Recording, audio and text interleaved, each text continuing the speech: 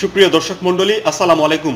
দর্শক, আপনারা অবগত আছেন যে গত 24 ডিসেম্বর ফরিদপুর মেডিকেল কলেজ হাসপাতালে অর্থোপেডিকের চিকিৎসক কর্তব্যরত অবস্থায় ডাক্তার শাহিন জোয়ারদার উপর হামলার ঘটনা ঘটে।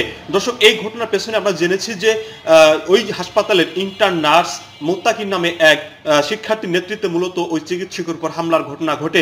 দর্শক, এই ঘটনার পর তাৎক্ষণিকভাবে কোতোয়ালি থানা পুলিশ অভিযুক্ত মোত্তাকিনের বাবা মাকে আটক করে থানায় নিয়ে আসে। পরে মামলা হলে তাদের গ্রেপ্তার দেখিয়ে কারাগারে প্রেরণ করে। দর্শক, এই ঘটনার পর থেকে বিভিন্ন শ্রেণী পেশা মানুষের মনে প্রশ্ন উঠেছে যে অপরাধ করেছে ছেলে এবং বাবা মা কেন কারাগারে। দর্শক, এই বিষয়ে ফরিদপুর প্রেস ক্লাবে আজ সংবাদ সম্মেলন করেছেন চিকিৎসক সমাজের। এতক্ষণ সাংবাদিকরা আমরা জানতে চেয়েছি তার বাবা মার কি অপরাধ ছিল। দর্শক, যেটি তারা জানিয়েছে, চলুন শুনে আসা যাক। শহর থেকেও আরো গণ্যমান্য ব্যক্তি যারা আছেন ওনারা একসাথে আমার ওখানে গিয়ে হাজির হয়েছিলেন।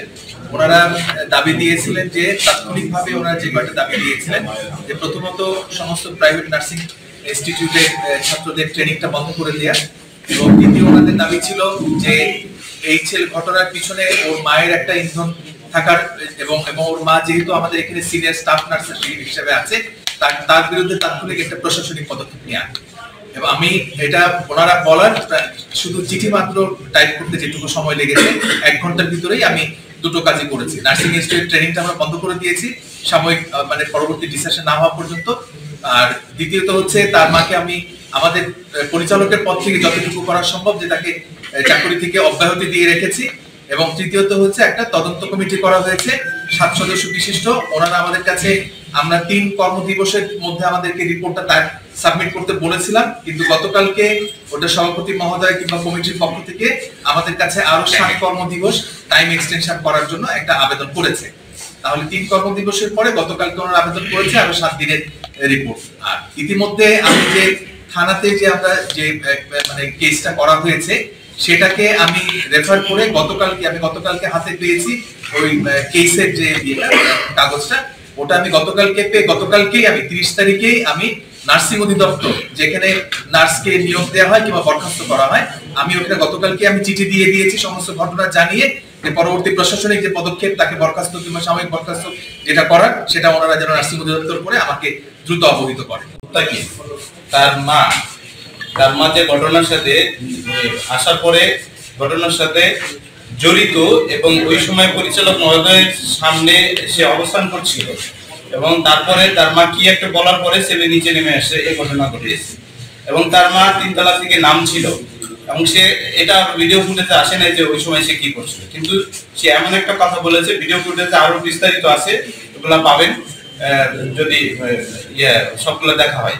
তার মানে ওইটা একটা ইন্টেনশন ছিল। ভিডিও ফুটেজে তো শুধু অডিও নাই, শুধু ভিডিও ফুটেজ।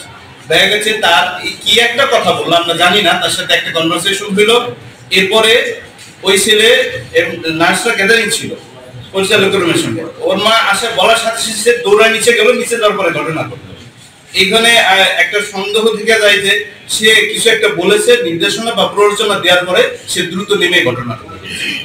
এই ভিডিও ফুটেজ থেকে একটা সন্দেহ আছে বলে বিধায় তাকে নেওয়া হয়েছে এবং আশা করি যে এটা তদন্ত সাপেক্ষে বেরিয়ে আসবে যে আসলে কতটুকু দায়ী। আর হচ্ছে বিচারিক আদালতে যখন যাবে সবকিছু বেরিয়ে আসলে সে নিরপরাধ বলে বেরিয়ে আসবে, এটা আমাদের কোনো আপত্তি নেই। কিন্তু আমাদের কাছে কোনো কিছু হ্যাঁ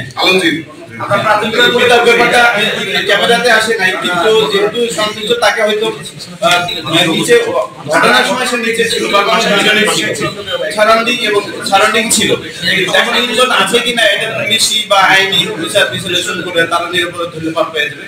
কিন্তু যেহেতু চাক্ষুষ তারা ঘটনার সময় উপস্থিত ছিলেন এই জন্য পুলিশ তাদেরকে ধরেছে।